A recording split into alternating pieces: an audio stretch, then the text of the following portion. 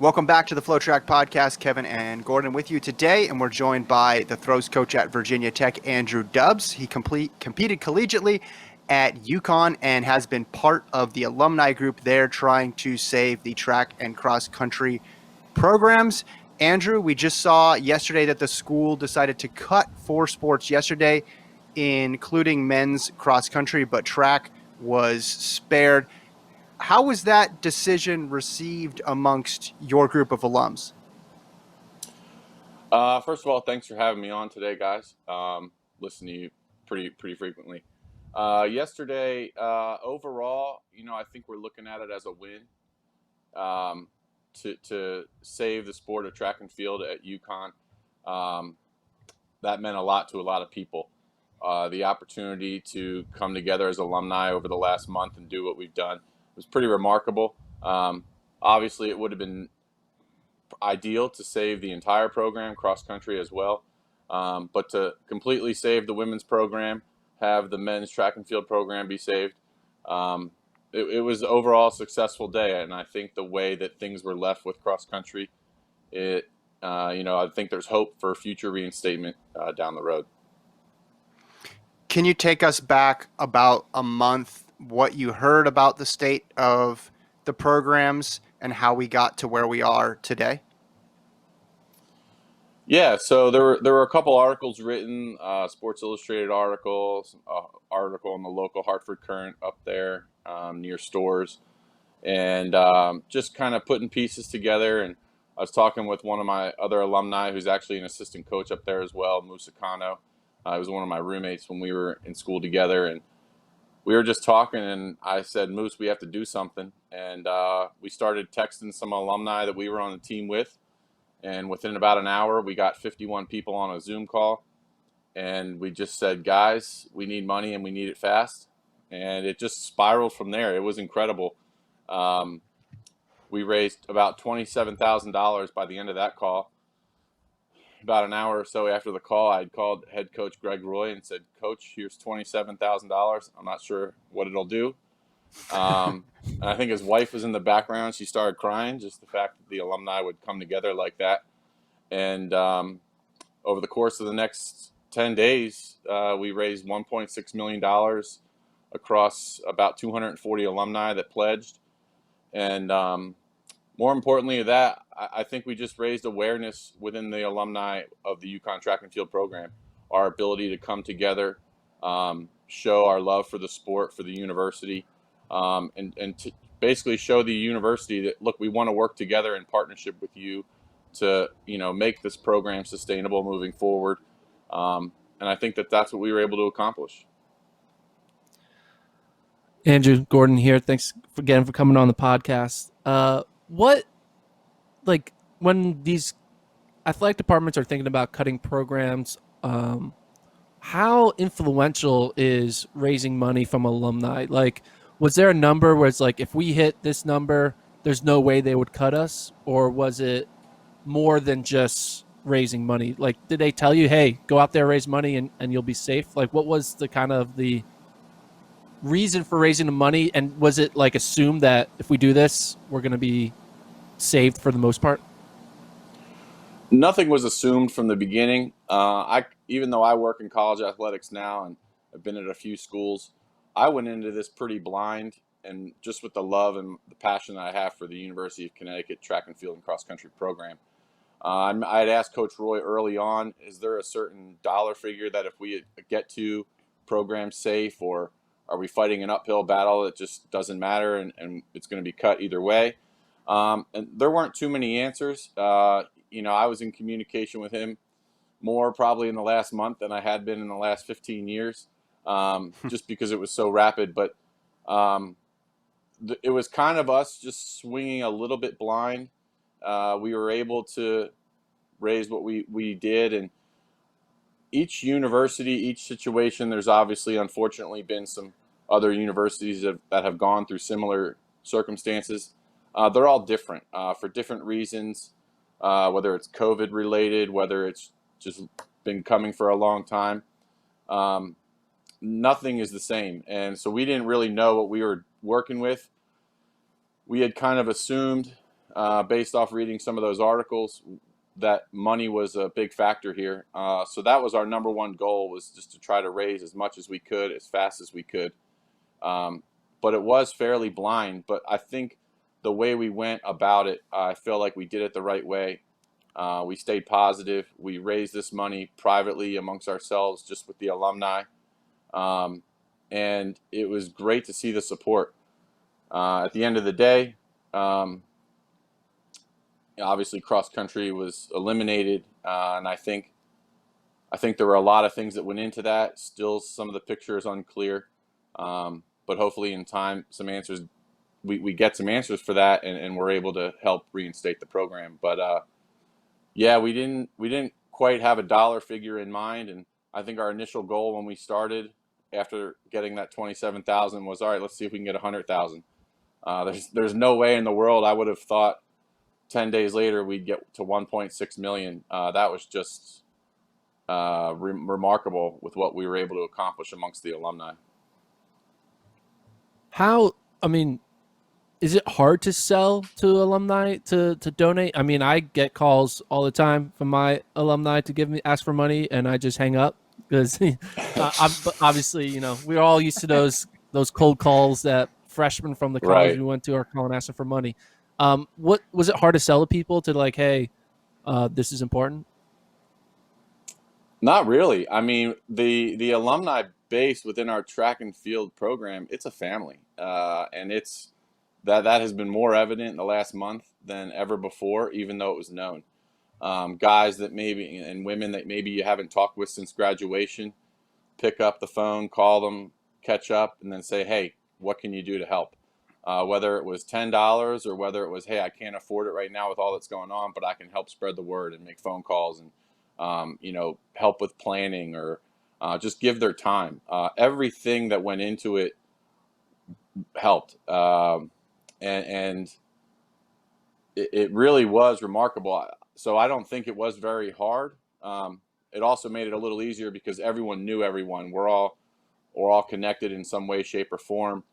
So to pick up and call some old friends, call teammates, you know, we knew the people that we were talking to, so they weren't complete cold calls. I would imagine that that's a little bit more difficult, you know, working at a foundation and just calling random alumni. That might be a little more difficult, but calling people that you had a common bond with, that you experienced highs and lows with, you were on a team with for 4 or 5 years, and the tradition and the family that is UConn track and field, or any program out there. It kind of was a little nerve-wracking because I had no clue what I was doing at first. I had never been involved in a fundraising effort or a campaign of this sort. But once you kind of started going, it just became routine and felt really comfortable talking. And it was exciting to talk to some old teammates that I haven't talked to in a while. And even beyond that, I mean, we got back, we collected some pledges and donations from alums dating back to the 70s. So it was really unique. Just the smaller inner group that was formed to really help lead this effort had people from my era, had people that graduated 2 years ago, had somebody that graduated from the 80s. So it was a wide range that just, you know, you almost feel like at this point, I've known some of these people for a month, feels like I've known them my whole life. So it was a little nerve-wracking and a lot of unknowns in the beginning, but very quickly it just became smooth and easy, and it was fun to kind of reconnect with some people. Raising the amount that you did, over $1 million, can you put that into context with what an operating budget costs for a cross-country team or a track and field team? You're at Virginia Tech now, but you've been at a bunch of different schools from a variety of different conferences. What sort of numbers does it cost to put a team out there? There's a wide range, depending on, you know, whether you're here at Virginia Tech, whether you're at UConn, or you know, somewhere in the SEC or the Big 12. It just ranges. It depends on the program, depends on the university. So there's no set number amongst schools. It just ranges. But I will say, in general terms, the 3 biggest categories for funding on a yearly basis within a program, any program, really any sport, are your scholarship allotments, the value of the scholarships, Second area would be the coaching salaries and benefits. And a third area, in no particular order, would be the annual operating budget, travel, equipment, apparel, things like that. So those are the three big categories within a sports program on the collegiate setting. And those were things that we were aware of with what we were doing. We were aware of the numbers for UConn specifically. So we once we got things rolling, we set a goal that we thought was attainable, and or it would be hard, but we thought was possibly attainable, and we were able to get there. Mm-hmm. How unique is UConn? I saw in the press release the university said that financial cutbacks were in the works before the pandemic. They obviously have the highest profile women's basketball team in the entire country. The men's basketball program has been very successful. The football team not as successful. How common is their financial situation with regards to athletics in your understanding? I mean, what's public knowledge is what I know. Last year in the 2018-2019 academic fiscal year, they had, I believe they served a $42.3 million deficit. They had expenses a little over $80 million. And they brought in revenues around a little over $38 million. So those were the numbers that UConn's working with. As a result, like you had said, this was not directly COVID related. I'm sure in parts it played a role. But the university had asked the athletic department to cut back $10 million in spending by the 2023 fiscal year. And as a result, putting two and two together, there's a lot that's going to go into that 10 million, and you can kind of assume that it was going to be the possibility of cutting some programs, unfortunately. And that's specifically where UConn was at, and other schools probably in similar boats. Maybe their dollar figures were different, but similar situations across the country. From the outside perspective, especially in the track community, we're like, track is the simplest sport there is. It doesn't cost much money to run track. You just put shoes on, pick up a weight, and you're done, right? There's not like, you don't need state-of-the-art, like high-tech bubbles and all this craziness, right? Yeah. If track is so cheap, why is it always the first one to cut for budget reasons? Not to correct you, but I will say as a student athlete, I thought that exact same way. And then as I got older and started being involved in athletics, and now as a coach, realized that that's not the case. There's a lot behind the scenes in terms of financial costs that the general public or a student athlete might not see. And that's to be expected. But track and field can get expensive, and it can get expensive quickly. You're looking at equipment. If it's for a facility, maybe you're getting a new pole vault or a high jump pit, or some new throwing equipment.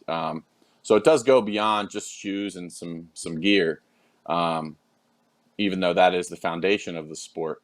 And the concept of the sport is quite simple: run fast, throw far, jump high, jump far. But the foundation of it to get to that point can add up. And it can add up because the roster sizes at a lot of programs are 50, 60 student athletes per gender. So in total, you're looking at 120 to 130. I was talking with a coach yesterday. Their combined roster, men and women, is over 130. Here at Virginia Tech, we're around 90. So there's ranges. I know programs that are around 70. So it ranges from 70 up to 130 or 140 and more. And each of those student athletes, they have their individual needs, whether it's medical or equipment for their events. So you multiply that by 130 people, and it can add up on an annual basis. So I think that is in part why some of these programs end up being the scapegoat to be outed or eliminated. And there's also obviously participation numbers and gender equity that it's such a large number of student athletes and participants that when you're trying to maybe fix some of those numbers or fall in line with certain things, that it becomes an area that has extra roster spots that there's room to maneuver and manipulate a little bit. So it's a lot more complex than I initially thought prior to getting into coaching. But now looking at it from this side, it's certainly understandable with some of these situations. Looking at how it seems like every college is operating with a deficit. Like everyone is spending a lot of money. They're making a lot of money, but they're also spending even more money year in, year out. And that's why we keep on getting into these situations. I said facetiously? I don't know how to say that. Facetiously? Keep trying. I don't know. I'll keep trying one day. I know that the pure athletic department is having a football team, a basketball team, and then women's athlete programs to match all the football players and male basketball players, because that's like their two revenue drivers in their two main sports, and then gender equity by just having, like, that's what every athletic director's dream would be, is just only having the sports that make money and then balancing it out. Do you feel like that's always like a battle that these Olympic sports in our world, track and field, have to deal with, knowing that our sport isn't really ever going to be a cash cow? I think sometimes that could be the case. I think a lot of athletic directors, I remember, I won't say the school, but there was a school several years ago that made a big time hire and a new head coach, and we're building a new facility. And I remember reading the press release, and the athletic director had come out and said, track and field and cross country is 6 spots towards the Director's Cup. Why would we not invest in that area? And that really stuck with me, and it made a lot of sense. So yes, dollars and numbers are the foundation for college athletics. Without it, there is not college athletics, because there's no way to operate. And football is a huge aspect of that. There's no question. But it does go beyond that, and it's exciting to see that being recognized. And I think that is what has contributed to a lot of growth in the sport of track and field.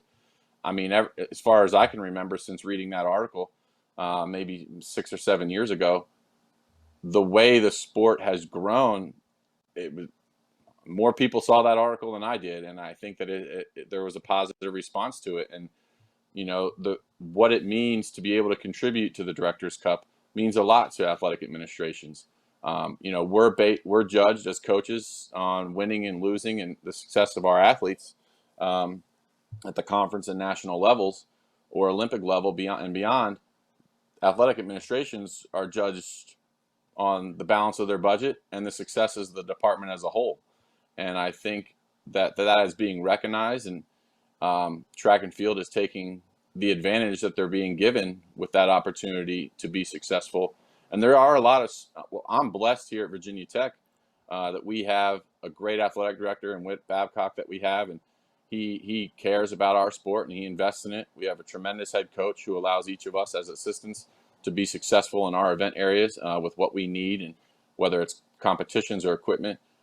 So there is a tremendous sports support system here, even within our sport oversight, Chris Helms, that track and field has, that I'm seeing here. And I've seen it at other programs. And I think that is going to be something, COVID aside, and once we get through that, but that's going to be something that's going to continue to help grow our sport because of the value of what track and field and cross country brings to an administration and a department. Going back to the fundraising number, where does that money go? Because we hear about programs raising money, maybe not as much money and as quickly as you guys were able to do it, but how does that then impact the program? Like, where do you go and you hand the head coach a big giant novelty check? Like, what's the next step after raising the money? Because that is a large sum within our world of track and field and cross country. Well, the way we did it at first, I had literally made an email account, UConnTFXC@gmail.com, and just was telling people, hey, send in pledges. And I started putting them on an Excel database. Midway through the week, maybe 4 or 5 days in, it got to the point where, okay, this was growing and escalating faster than anybody would have thought. So we started getting help from the UConn Foundation, which was tremendous. So they kind of took over control of that. And at this point, or at that point, it was simply just pledges. Nobody actually had given money. It was a commitment to pledge, barring the successful retainment of the program. So now that we're to the point where we're at, we feel pretty confident that the vast majority, if not all of those pledges, will be retained. So now the UConn Foundation will reach out over the coming weeks formally and begin the collection process of that money. Mm-hmm. And to answer your question, so it'll be designated specifically to the track and field program. That's where we had asked people if they're interested to designate it for those programs, so we know it specifically goes to the track and field and cross country programs. Mm-hmm. And when programs get cut, that means coaching jobs get cut as well too. What is the feeling amongst your colleagues throughout the country as this period goes on, where there is a lot of uncertainty around NCAA athletics? There's a lot of uncertainty, and there's a lot of questions and fear of, is my program next? Am I going to lose my job? Am I going to be furloughed? Am I going to have a salary reduction? Yeah, I don't think I've talked with anybody in the last 4 months that hasn't had those questions that have been involved in college athletics, whether it was an administrator or a coach of any sport. So yeah, those are serious concerns and questions that people have, that a lot of it's unknown right now. Things are changing daily with the landscape of COVID-19, which is changing daily in the landscape of college athletics. So a lot of unknowns. We just kind of have to take it day by day and see where things go. Andrew, I need a pick me up. I need you to give me some good news. You're in the midst of you're inside of a college department, athletic department. Are we gonna have college sports in the fall? We gonna do it? What's the talk? What's the talk inside going on right now? Give me some good news. I'm praying and hoping every night before I go to bed and every morning I wake up that that's the case. But there's no definitive answer at this point for anything. I know people are planning and hoping to have fall sports, whether it's football or cross country or soccer or whatever. That's the hope. That's the goal. I know a lot here at Virginia Tech that they've started bringing back some programs and some student athletes that are here for the summer, and a lot of medical procedures and protocols are being put in place, and everyone here seems to be following those and responding and sticking to them pretty well. So hopefully that's the case across the country, and hopefully we can continue in the fall with fall sports, but certainly at the safety of everybody first. I don't think, and I haven't talked to anybody that says we're just going to go out there regardless. So I know safety is number one priority for all student athletes and coaches and staffs. And so, yeah, I can't give you the definitive answer there, but, I'll say I feel hopeful if these procedures and protocols can continue to be positive and the outcomes can continue to be positive. I think there's hope for the fall. So hope. You said the word hope. I'll hold on to that hope. There you go. Appreciate it. What we've talked a lot about the fall and cross country, and obviously that's going to be impacted greatly by the state of the pandemic. But come winter and spring, if that's behind us, and the main thing facing us is more on the financial side of things, how will fans see the impact of that? Will there be fewer teams traveling to meets in far-flung states? How do you see the new financial landscape impacting, let's just say, outdoor track for next year? I mean, as we sit here, it was June 25th. I know a lot of departments haven't even set their budgets yet, which most of them begin on July 1, because there's just so many unknowns. So it's different time for all of us, whether it's an individual program in track and field or a football program or the department. I do know that as a more conservative approach, a lot of teams in the sport of track and field are planning for a more regional travel schedule. Still going to some meets where you're getting on a plane, but here at Virginia Tech, we've kind of set two schedules amongst ourselves. One that's a little more regional, and one where we might have a more normal schedules where we're maybe flying once in a while to, Texas or California or Florida. So we kind of have hope and plans for both, and we just have to wait and see, whatever that financial situation ends up being. And but at the end of the day, we here at Virginia Tech and people at UConn or any program out there, whatever ends up being their financial situation, they'll plan accordingly and they'll adapt. And that's what track and field coaches do best, I think, is we adapt to whatever we're given. No race goes according to plan. No competition goes according to plan. You're changing things in the third or fourth round or changing your tactics mid-race. So that's what we do best, is we adapt, and we'll continue to do that regardless of what the financial situation is. Mm-hmm. What is the part that is the most ripe for cutting? What's the thing that as a throws coach you could give up and it would have the least amount of impact on the experience of your team, of the group that you coach? Well, at the end of the day, a track's 400 meters, shot put circles 7 feet in diameter, no matter where you go. So just get, the mentality almost has to be, give me a ring, give me a track, give me a runway, and I'll take care of the rest. So, if we had to adapt to a regional schedule where we're maybe only getting on a bus and driving for us to Charlottesville or Durham or Chapel Hill, then, that's what we'll do, and we'll make the best of it. And I feel that we can still be successful. That's the mentality that we tell our student athletes, is just, hey, you got to be resilient. You have to be able to adapt. For my student athletes in the throws, you could foul the first 2 throws. You still have to be able to come back in the 3rd throw and make the final, or come back in the 6th round and hit a final throw to move up in ranking. So, that's what we teach on a daily basis, and we just have to be able to do that. So whether it's a home meet or whether we're getting on a plane and flying somewhere, just give me a runway, give me a circle, give me a track, and we'll make it work. Andrew, what would be advice you'd give to other alumni out there for other programs who might see some writing on the wall that we could be next, to how to, what you pulled off, some could say it's like a miracle, right? It would have been, I think, if you just would have stayed quiet, put your hands and just see what happens, we could seeing not just men's cross country being cut, but men's track and field, indoor, outdoor, maybe one of the women's seasons being cut.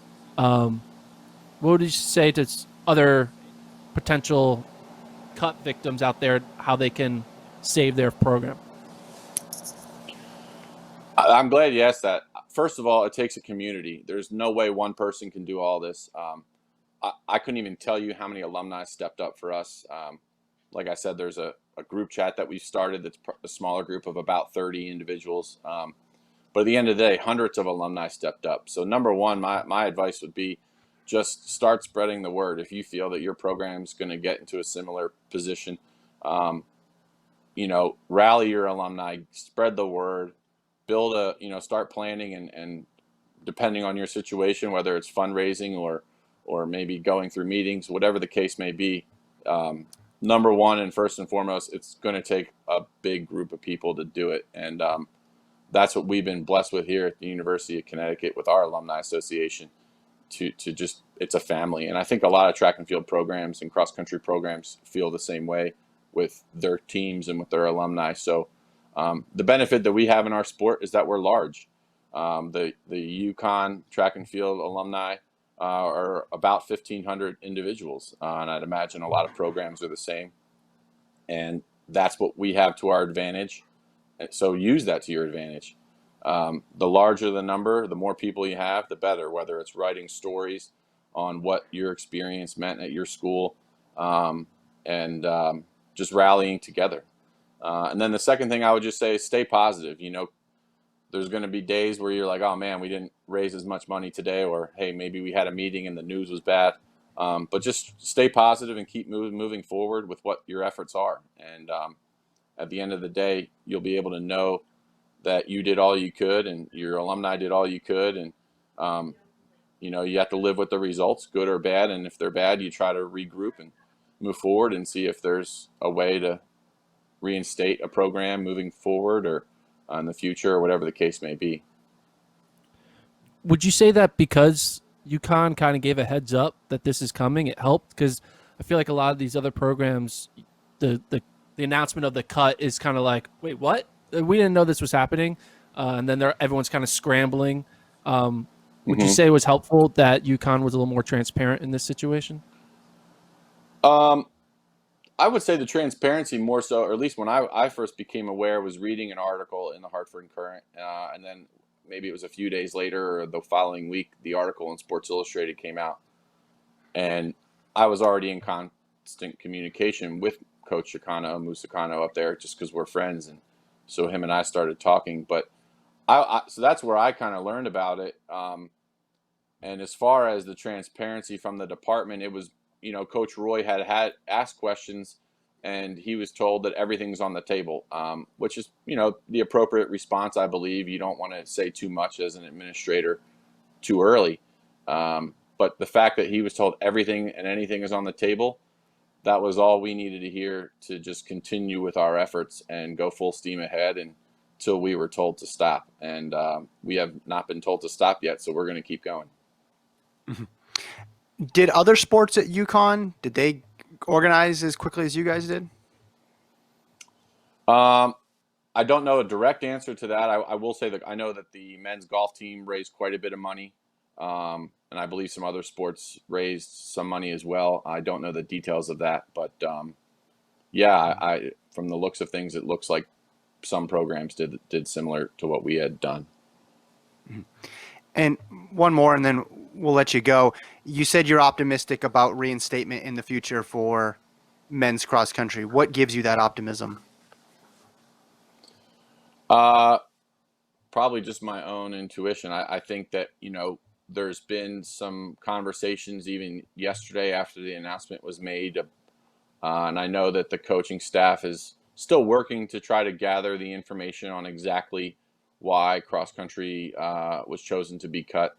So once they can, finish gathering that information and have a chance to sit back and look at it and kind of see what directions and what possibilities exist, a more fluid plan will potentially be put in place. But from the sounds of things and the looks of things right now, we feel hopeful that in the future, and I don't know if that's tomorrow or 5 years from now, but at some point in the future, cross country could be possibly reinstated.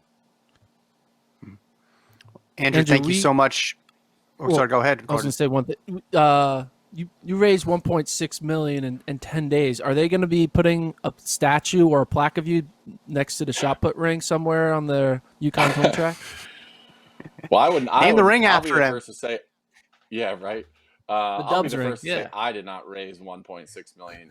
I mean, I can't reiterate enough that this was a group effort, and that's what I was trying to say for other programs out there. That there's no way one person can do it, but I'm just happy that I've been able to get back. I remember Coach Roy, he has been there for 35 years, that when I was in school, he used to tell people, hey, whatever scholarship you're on, the expectation, right? I said, what are you referring to? And he would say, well, however much money of a scholarship you're on, you have to be able to donate throughout the course of your life back to the program.